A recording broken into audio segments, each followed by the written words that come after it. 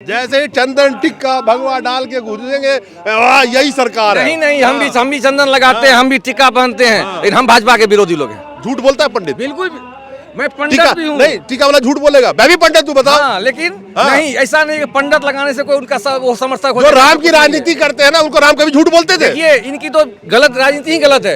ये जय श्री राम की नारा लगाते हैं। हम सीताराम बोलते हैं। बिल्कुल, हम सीताराम बोलते हैं। सीता मेरी जगत जननी जमाता है। राम का नाम सीता के बगैर कुछ है ही नहीं। वो नारा उन्होंने किसी राज्य में पुल टूट गया था तो उन्होंने कहा था देखो ममता जिम्मेदार है, मुझे ममता जिम्मेदार है।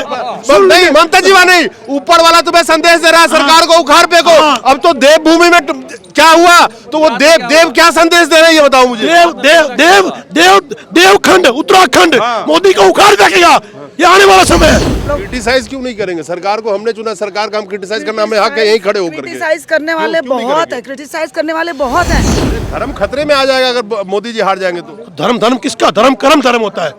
मैं 18 घंटे काम करता हूँ, 56 का सीना है वो तो खत्म हो चुका है, देख लिया हमने। 18 घंटे जिसके लिए काम किया वही तो नंबर 3 बना था और फर्जीवाड़ा अदानी निकल गया ना, उखाड़ के फेंक देना। 2014 में जब मोदी जी जीते थे ना, भारत के लिए तो आंकड़ा उठा के देखिएगा, जितनी भी उन्होंने यात्रा की ना, उसमें से 70% यात्रा में अदानी और अंबानी साथ घूम रहा था। बिल्कुल, इसीलिए तो सरकार अभी अदानी अंबानी के जेबी में चल रही है, जाएंगे घोषणा करने के लिए। अरे अस्पताल का घोषणा भी हो जाए तो मैं बड़ा मानूंगा, आपको तो हॉस्पिटल मिलेगा। हॉस्पिटल आपको 2040 में सोचिएगा। बस इसीलिए जुमलाबाज सरकार जो कहता है लोग इसीलिए कह रहा है, जुमलेबाजी पर चल रहा है। क्या कहेगा इसको? तो जीत के आते हैं सांसद लोग, वो सांसद लोग आज सांसद नहीं होते हैं, हमारे सांसद नहीं होते हैं, वो मोदी जी के पॉकेट के सांसद होते हैं। और आप 8 साल से देख लीजिए, जो सांसद जिसने उनके विरुद्ध बोला है वो साइड कर दिया गया है। लट लेके बैठ नहीं सकती, आप पत्थर लेके बैठने नहीं देंगे आपको। हाँ, तो वही कह रही हूँ, मतलब वो चीज पर ना उतारे। जी इंडिया के पीएम है कि भारत के पीएम है? यही समझ में नहीं आ रही है। वो बने, हम लोग चुने थे भारत के पीएम, लेकिन वो बन गए इंडिया के पीएम। अच्छा, चुने था हम लोग भारत का पीएम, लेकिन इंडिया के पीएम बन गए हैं और इंडिया के लिए काम कर रहे हैं, भारत के लिए काम नहीं कर रहे हैं। दोस्तों नमस्कार। हमारे साथ जो लोग खड़े हैं इनका डिमांड है कि कैंसर हॉस्पिटल का, लेकिन मैं इस कैंसर के बारे में आऊं, समाज के हर जगह पे आपको अलग अलग तरीके के कैंसर दिख जाएंगे। राजनीति में कैंसर, समाज में अलग तरीके का कैंसर। कैंसर खाली बॉडी में होता है ये जरूरी नहीं है, खैर, लेकिन ये कैंसर बीमारी के लिए हॉस्पिटल का मांग लेकर के यहाँ पे खड़े हुए हैं। इस देश में करीब 62 कैंसर के हॉस्पिटल्स हैं ऑन रिकॉर्ड गवर्नमेंट के। जो नेशनल और रीजनल को जोड़ लीजिएगा तो 62 मिलेंगे। इस देश में अब आज के वक्त यानी कि 2023 में जब मैं आपसे बात कर रहा हूं, करीब 50 करोड़ जनता ऐसी है इस भारत में जिसके पास कोई हेल्थ इंश्योरेंस नहीं है। और जो बड़े बड़े शीशे के हॉस्पिटल आपको नजर आते होंगे, उसके गेट से गुजरने में भी उनको डर लगता है। और आपने देखा होगा किसी सरकारी एम्स के बाहर जाके खड़े हो जाइए, क्या हाल है वहां पे उन निम्न वर्गीय लोगों का, मध्यम वर्गीय लोगों का, जो लाइन में खड़े नजर आपको आएंगे। और कई लोगों की मौतें तो लाइन में हो जाती है। तो ये स्वास्थ्य व्यवस्था है मौजूदा भारत की।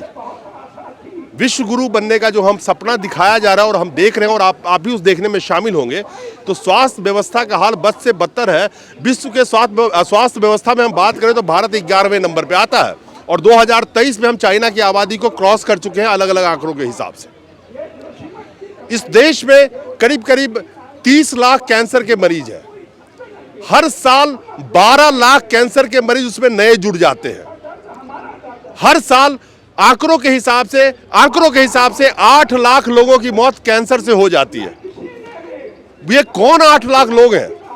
ये 8 लाख लोग वो भी हैं, उसमें शामिल हैं जिनको कोई इलाज नहीं मिला होगा, जिनकी हिम्मत नहीं बढ़ी होगी कि मैक्स या अपोलो जैसे हॉस्पिटल के सामने पे भी वो जाके खड़े हो जाए। आप लोग खड़े हैं कैंसर हॉस्पिटल के डिमांड के लिए। और इस देश में कैंसर से अगर हम मौत का आंकड़ा की बात करें तो करीब सरकारी आंकड़ा कहती है कि 8 लाख लोग, मान लीजिए मैं तो कहता हूँ 16 से 20 लाख लोग होंगे उसमें शामिल, जिनकी मौतें हो जाती है, इलाज भी उनको नहीं मिल पाता शायद। मौजूदा वक्त में बात करें, हम 2019-20 की आंकड़ा देख रहा था अभी मैं, तो करीब 30 लाख लोग कैंसर से पीड़ित हैं। आज के वक्त में हो सकता है कि 40 लाख 50 लाख हो गए होंगे। मात्र 62 हॉस्पिटल जहाँ पे इलाज हो सकता है उनका। लेकिन आज के वक्त में भारत की जो स्थिति है उसमें एक आम जनता जो 80 करोड़ जनता जो 5 किलो अनाज पे टिकी है, वो कहाँ इलाज कराएगी इसका? बस जो आपने कहा है वो लोग जानते हैं जिनके घर में कैंसर होता है। और यहाँ तो पूरे समाज में जहाँ से कोई मौत की खबर आती है तो यही चलता है पता कि वो बच्ची, वो बच्चा, वो युवा कैंसर से मर गया, कोई थ्रोट कैंसर से मर गया, किसी को अल्सर हुआ, बोला अल्सर है, और जब दिल्ली आया तो पता चला कैंसर है, लंग्स का कैंसर हो गया। नहीं वो ठीक है, आपका डिमांड जो है ये मुझे बताइए। 70% लोग हमारे सहरसा जिला के एक सहरबा पंचायत के 70% लोग, अभी नया जो सर्वे हुआ यहाँ से एक टीम गई थी 19 में, तो उन्होंने कहा यहाँ पर 60% लोग हैं, लेकिन जैसा आपने कहा वो बढ़ते जा रहे हैं आंकड़े, अब 70% हो गए। तो वो 70 कटैया प्रखंड के अंतर्गत अब हम कह रहे हैं कि आपको ये हालत लगभग पंचायत का है जो 40-50% लोग कैंसर से प्रत्यक्ष रूप से पीड़ित हैं, चाहे जो भी कैंसर हो। और हॉस्पिटल नहीं है, वहाँ पर एक सदर अस्पताल है जहाँ पर जो है वो गिनती के 3-4 डॉक्टर हैं, वही सभी बीमारियों को देखते हैं। दांत के डॉक्टर ही वहाँ पेट का भी इलाज कर रहे हैं। तो एक एक टेस्ट का मैं देखता हूँ, एक एक टेस्ट मिनिमम बात करें तो 5,000 रुपए का एक टेस्ट पड़ता है जी। एक आम आदमी कैसे करा पाएगा उसको? अगर सरकारी सुविधा उसके पास नहीं है तो नहीं करा सकता। मेरे यहाँ के करीब 40% लोग हैं जिनके पास में कभी 10 बीघा जमीन, 8 बीघा जमीन था और उसके घर में कैंसर घुसा। आज वो जो है ना वो सड़क पे है और वो भूमिहीन हो गया है। वो जिस परिवार से बिलोंग करता था, जहाँ उसकी उपजावारी होकर के अच्छी खासी स्थिति थी, जो लोग जिंदा हैं वो बस मौत से भी बदतर ज़िंदगी जी रहे हैं। और हम लोग इसीलिए परेशान होकर के यहाँ आए हैं कि ये जितना मौत सुनते हैं उसमें 80% अब हो गया है कि कैंसर से मरा है। तो हमारे पास ज़मीन है बिहार सरकार की, 300 बीघा ज़मीन है और ये हमारे साथ में है। ये बताएंगे आप? मैं आता हूँ, मैं दर्शकों को एक चीज़ बता दूँ कि इस देश में मैंने बताया ना कि कम से कम 50 करोड़ लोग ऐसे हैं जिनके पास कोई हेल्थ इंश्योरेंस नहीं है। अब प्रतिशत में बात करेंगे तो चंद प्रतिशत ही लोग हैं जिनके पास हेल्थ इंश्योरेंस है इस देश में, और उसी चंद प्रतिशत लोगों के बदौलत ये शीशे के अस्पताल चलते हैं। कोई अपने जेब से खर्च पैसा डाल करके और वो शीशे वाले अस्पताल में आपको इलाज कराता नहीं फिरेगा, क्योंकि घुसते ही 5 लाख रुपए आपसे जमा कराने को कहेंगे। इन्होंने कहा कि जिनके 10 बीघा जमीन थे, घर में अगर किसी को कैंसर डिटेक्ट हो गया तो जमीन बेच के उनके पास 1-8 बीघे बच गए हों तो बच गए होंगे। खैर मैडम, क्या इंस्पिरेशन आपको मिला कि आप कैंसर हॉस्पिटल के लिए फाइट करने यहाँ तक आई हैं? ये तिवारी जी से हमारी काफ़ी पहले बात हुई, हालांकि हमारी बातचीत चल रही है। अपना नाम बताइए। हाँ, मेरा नाम अर्चना झा है। तो मैं सहरसा के बारे में मैं बहुत सुनी थी, मैं गई तो नहीं हूँ, बट बहुत तरफ से काफ़ी लोगों ने मुझे ये बोला जो वहाँ पर बहुत परेशान हैं लोग और कैंसर का प्रॉपर इलाज नहीं हो पा रहा है। तो जैसा कि फिर हमारे तिवारी जी से बात हुई, बोले नहीं, इस चीज़ के लिए हमें सरकार से गुहार लगानी चाहिए कि आजकल हेल्थ एंड वेलनेस, अगर आप स्वस्थ रहेंगे जभी तो आप एक सुंदर समाज और देश का विकास तभी हो पाएगा। अगर स्वस्थ ही नहीं रह पाएंगे तो कहाँ से हो? मौजूदा वक्त में हेल्थ पर तो सबसे कम बजट खर्चा किया जा रहा है यहाँ पे मौजूदा इंडिया में। अभी मौजूदा इंडिया में, भारत में अभी स्वास्थ्य के ऊपर सबसे कम बजट दिया जा रहा है। जी, यही तो चीज़ होना चाहिए, जो उस पर बजट ज़्यादा होनी चाहिए। स्वास्थ्य नहीं तो फिर कैसे काम होगा, देश आगे कैसे बढ़ेगा? सिर्फ गवर्नमेंट ये कहती है जो हमें वोटिंग चाहिए, हम ये करेंगे वो करेंगे, हम किसी को क्रिटिसाइज़ नहीं करते हैं, बट ये चीज़ है जब जहाँ चीज़ रिक्वायरमेंट हो, जो होनी चाहिए वो तो होनी चाहिए। इस चीज़ के लिए हम लोग क्रिटिसाइज क्यों नहीं करेंगे? सरकार को हमने चुना, सरकार का हम क्रिटिसाइज करना हमें हक है यहीं खड़े होकर के। क्रिटिसाइज करने वाले बहुत है, क्रिटिसाइज करने वाले बहुत हैं, लेकिन डिपेंड है जो कि हमारी, जैसे अब घर में मान लो बच्चे बहुत है, 5 बच्चे हैं, सबसे ज्यादा लोग किसके सुनते हैं? जो बच्चा जरूरत से ज्यादा चिल्लाता है, बदतमीजी पे उतर जाएगा, बदनाम हो जाएगा, जब जाके माँ बोलते हैं अरे चल शांत रहा, इसको कर देते हैं। तो शराफत का तो जमाना नहीं है। तो हमें अगर कोशिश तो यही है जो प्यार से हमारी बात सुनी जाए और एम्स का निर्माण करवाया जाए। 5 बच्चों में से एक बच्चा ऐसा भी होता है कि पढ़ने में ब्रिलियंट होता है, सब काम टाइम से करता है, उसकी भी सुनते हैं लोग। नहीं, उसकी भी सुनते हैं, उसकी सुनते हैं तब ये लायक है। हाँ, लायक है, लेकिन फिर भी सबसे ज्यादा रिक्वायरमेंट पूरी होती है बदमाश की। अरे ये शांत है, ये लायक है, ये तो सुन ही लेगा, पहले इस बदमाश को शांत किया जाए। तो ये डिमांड मनवाने के लिए बदमाशी करना चाहिए। बदमाशी नहीं करेंगे तो पहले हम प्यार से कर रहे हैं। एक बार और जैसे कि हमारे तिवारी जी ने कुछ दिन पहले और की थी, तभी नहीं सुना गया, फिर से इस बार प्यार से बैठे हैं, 1 बार 2 बार 4 बार, देन फिर हमारा डिसाइड होगा कि हम क्या करें। बदमाशी पर ना उतारे सरकार, तो ये मैं चाहूंगी। लठ लेके बैठ नहीं सकती, पत्थर लेके बैठने नहीं देंगे आपको। हाँ, तो वही कह रही हूँ, मतलब वो चीज पर ना उतारे। एक ही इस लोकतंत्र में जनता के हाथ में एक ही बदमाशी है। वो 5 साल में एक बार वोटिंग का जब टाइम आएगा ना, तब आप जो बदमाशी दिखाना है दिखा लीजिए। वोट देने की बात कर रहा हूँ, वोटिंग में बदमाशी करने की बात भी नहीं कर रहा हूँ मैं। हाँ। यही तो अब है, इस राजनीति का यहाँ पर चर्चा तो नहीं करूंगी, बट हमारा जो डिमांड है उस चीज के लिए ही मुद्दे पर बात करें तो कब ज्यादा बेहतर से है। डिमांड कर रही हैं आप? मैं तो कभी विद इन 8 साल से तो है ही हम लोग, हमारे पास सरकार का खजाना खाली है। आप लोग पता नहीं कितना आंकड़ा देखते हैं, सरकार के पास पैसे हैं नहीं। कहाँ से आपकी डिमांड वो पूरी कर देंगे? सरकार के पास पैसे नहीं है, सरकार के पैसे जाते कहाँ हैं? कॉर्पोरेट के जेब में। कॉर्पोरेट के जेब में। तो सरकार बिकी हुई है कॉर्पोरेट के साथ। सीधे ये कहिए ना कि सरकार नहीं चला रही है, सरकार कॉर्पोरेट घराने 2-4 लोग उद्योगपति हैं वो सरकार चला रहे हैं। बदमाशी पर ना उतारे सरकार, तो ये मैं चाहूंगी। लठ लेके बैठ नहीं सकती, आप बिल्कुल पत्थर लेके बैठ बैठने नहीं सकते। देंगे आपको। हाँ, तो वही कह रही हूँ, मतलब वो चीज पर ना उतारे। एक ही इस लोकतंत्र में जनता के हाथ में एक ही बदमाशी है। वो 5 साल में एक बार वोटिंग का जब टाइम आएगा ना, तब आप। और अभी आपने बहुत अच्छी बात कहा कि स्वास्थ्य पे बहुत कम बजट है। ये बजट जो है ये इंडिया भारत का बजट नहीं है, ये बजट इंडिया का है। और हम लोग जो एम्स की बात या कैंसर हॉस्पिटल की बात कर रहे हैं, मोदी जी इंडिया के पीएम है कि भारत के पीएम है? यही समझ में नहीं आ रही है। वो बने, हम लोग चुने थे भारत के पीएम, लेकिन वो बन गए इंडिया के पीएम। अच्छा। चुने था हम लोग भारत का पीएम, लेकिन इंडिया के पीएम बन गए हैं और इंडिया के लिए काम कर रहे हैं, भारत के लिए काम नहीं कर रहे हैं। भारत गांव से बना हुआ देश है।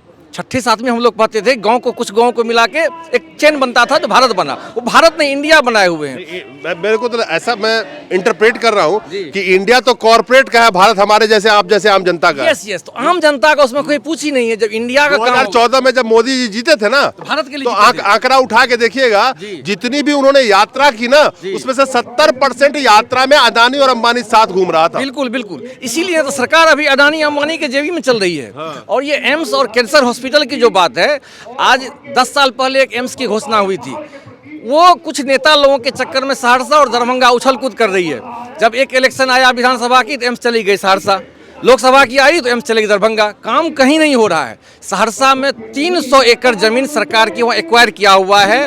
वहाँ के डीएम लोगों ने, सब लोगों ने, जहाँ सभी संस्था लोग हैं, वहाँ से सब लोगों ने आगे दिया सरकार को कि ये जगह है, लेकिन सरकार नहीं कर रही है। जिनका चर्चा अभी तिवारी जी ने किया, 70 करिया प्रखंड में, उसी प्रखंड से आता हूँ। वहाँ एक सहरवा गांव है, 70-80% कैंसर से पीड़ित है। वहाँ का जल में कुछ दिक्कत आ गई है, जो भी प्रॉब्लम है, सरकार निष्क्रिय है, सरकार कुछ नहीं कर रही है। इवन की हम एक मिनट, बहुत अच्छी बात की आपने। वहाँ के अगर जल में दिक्कत है, एक कहते हैं करेक्टिव एक्शन लेना चाहिए। अगर उस जल से कैंसर डेवलप हो रहा है किसी में, तो पहले तो वहाँ जल के लिए लड़ना चाहिए। जल के लड़ना चाहिए। तो हमारे जो जीत के आते हैं सांसद लोग, वो सांसद लोग आज सांसद नहीं होते हैं, हमारे सांसद नहीं होते हैं, वो मोदी जी के पॉकेट के सांसद होते हैं। और आप 8 साल से देख लीजिए, जो सांसद जिसने उनके विरुद्ध बोला है वो साइड कर दिया गया है। मैं नाम नहीं लेना चाहता, आप भी जानते हैं बहुत लोग ऐसे ऐसे हैं, सबको साइड कर दिया गया। तो सब जीत के आते हैं, उनके दुम में दुम हिलाते रहते हैं। अरे आप तो नाम नहीं लीजिएगा, मैं तो आपको कैमरे पे कह रहा हूँ। अरे किसी सांसद की हिम्मत नहीं है कि बोल ले। नाम सुनिए, देखिए हमें डर नहीं होता, हम भारत के लोग हैं। जसवंत सिन्हा को अलग कर दिया गया, शत्रुघ्न सिन्हा को अलग कर दिया गया, कीर्ति झा आजाद को हटा दिया गया। आज स्थिति ऐसी है, जो उनका विरोध करेगा साइड हो जाए। हो सकता है कि अभी वरुण गांधी का नंबर आ जाए, वही आ ही गया है। तो ऐसी स्थिति है, क्या होगा वहाँ एम्स का निर्माण? सरकार निष्क्रिय हुई पड़ी है, कुछ भी नहीं हो रहा है।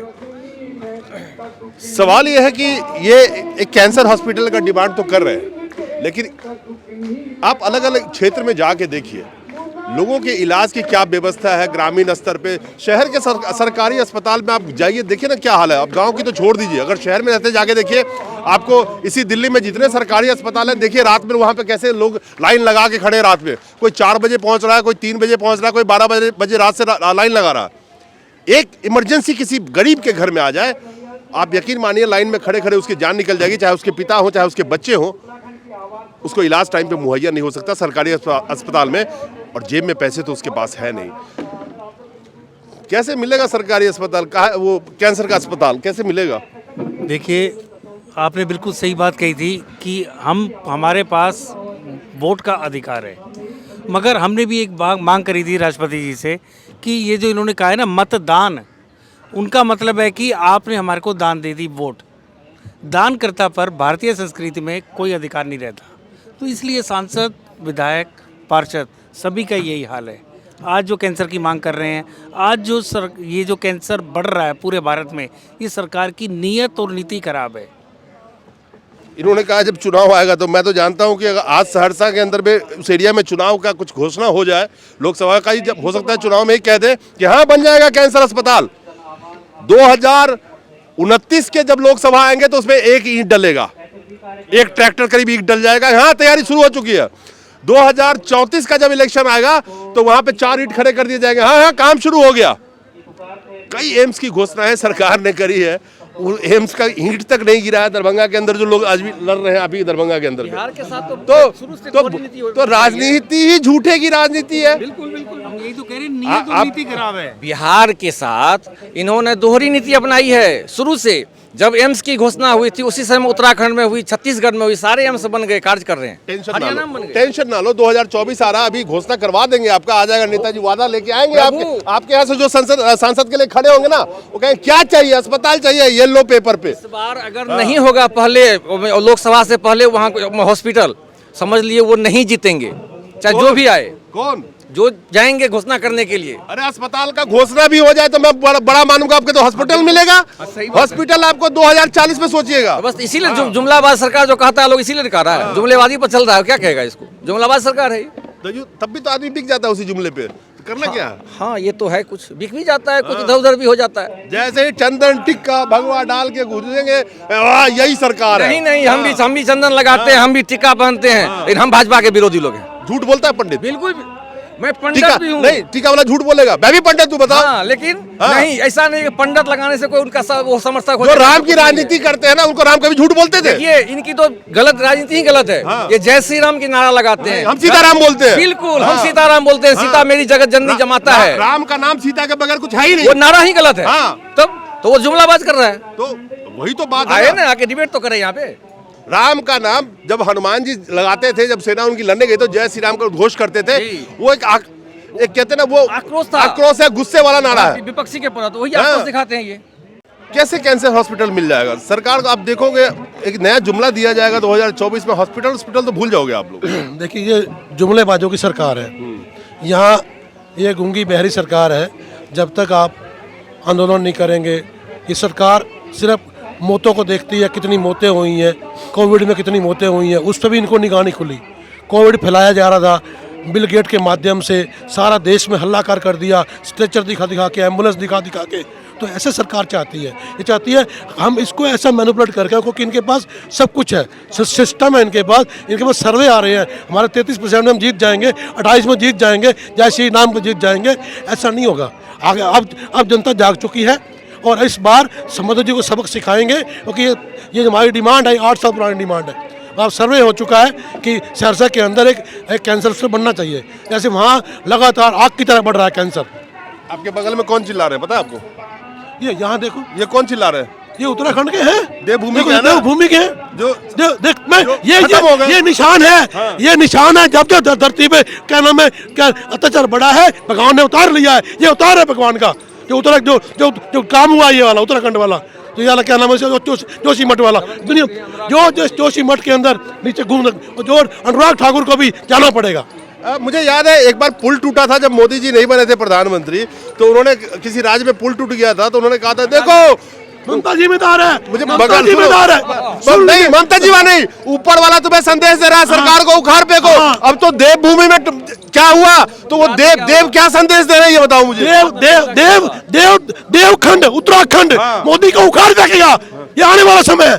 ये बिल्कुल सिम्टम आ चुका है, ये संदेश है ऊपर वाले का। अरे सबसे बड़े हिंदुत्व के नेता मोदी जी ही बचे हैं देश में, और कोई है क्या? मतलब ये खत्म होगा। नहीं, जो हिंदू राष्ट्र की बात तो करता है, हिंदू के लिए काम नहीं करता। वो देश भारत है, ये इंडिया नहीं है, ये देश सबका है। तो एक बात बताइए, आप जिस हॉस्पिटल के डिमांड के लिए है, 2024 का इलेक्शन आने, लोकसभा इलेक्शन आ रहा है ना, समझ सिखाएंगे ना, घोषणा हो जाएगा ना। हो रहा है काम, इसलिए हो रहा है ना काम कि 8 साल पुराने डिमांड नहीं कर पाए, आए कैसे करेंगे?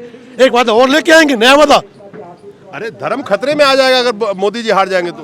धर्म किसका? कर्म होता है। मैं 18 घंटे काम करता हूँ, छप्पन का सीना है, वो तो खत्म हो चुका है, देख लिया हमने। 18 घंटे जिसके लिए काम किया वही तो नंबर 3 बना था, और फर्जी वाला निकल गया ना, उखाड़ के फेंक देना। आगे रिपोर्ट आ गई ना बीबीसी की, आगे रिपोर्ट आ गई, ऐसे ही चलेगा। अब ये खत्म हो चुका है, इनका राज्यकाल खत्म हो चुका है। पर्दा हट गया सबका। हमने बोल दिया था पहले, 1 साल पहले ही हमने एक प्रोग्राम में कहा था कि हमने घोषणा करते हैं कि अगला प्रधानमंत्री मोदी नहीं होगा। अच्छा, हाँ, हमने बोल दिया था, भविष्य ने पहले किया था, 6 महीने पहले कर दिया था। अलग अलग क्षेत्रों की जनता, खास करके जो 80 करोड़ जनता 5 किलो अनाज पे टिकी है, 80 करोड़ मैं जब भी बोलता हूं ये 2011 का सेंसस ये कोट करते हैं, आज के डेट पे 110 करोड़ क्रॉस कर गए होंगे 5 किलो वाले भी, क्योंकि सेंसस तो हुआ नहीं है, तो 80 करोड़ जपते रहते हैं आप। एनीवे, आखिर वो जनता अपना इलाज कराई। कैंसर की ही बात नहीं है, बहुत सारे ऐसे बीमारियां हैं जिन पे लाखों लाख रुपए खर्च होते हैं, आप उसकी छोड़ दीजिए। अभी तो कोविड गई है, एडमिट होने के लिए जाते तो 5 लाख रुपए पहले कहते थे डाल दो अंदर में, फिर एडमिट करेंगे आपको। तभी तो कहते हैं कि अनऑफिशियली 47 लाख लोगों की मौत हुई इसी भारत में कोविड के दरमियान, सड़कों पे, जिनको इलाज नहीं मिल सका, जिनको हॉस्पिटल का गेट भी मुहैया नहीं हुआ। और बड़ी शर्मनाक बात है कि ऑक्सीजन के खातिर लोगों ने अपनी जान दे दी इसी देश में। तो जुमला, झूठा वादा कौन कितना बड़ा कर सकता है, यही राजनीति हमारी रह गई है। नमस्कार।